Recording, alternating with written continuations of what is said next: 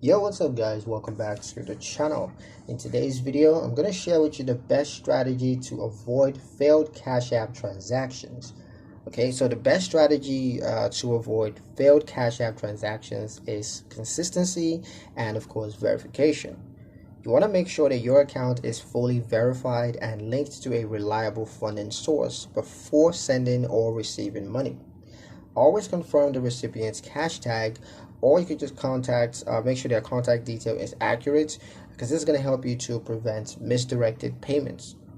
Avoid rapid back-to-back transfers or sudden large transactions that differ from your normal activity, as these can trigger automatic checks.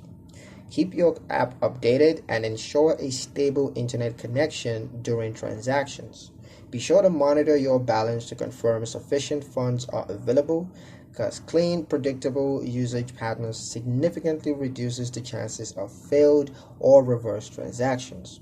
But yeah, that's pretty much it for the video, guys. Hope you liked it. Hope you found the information here useful enough. If you did, like, comment, share, and subscribe for more helpful financial insights.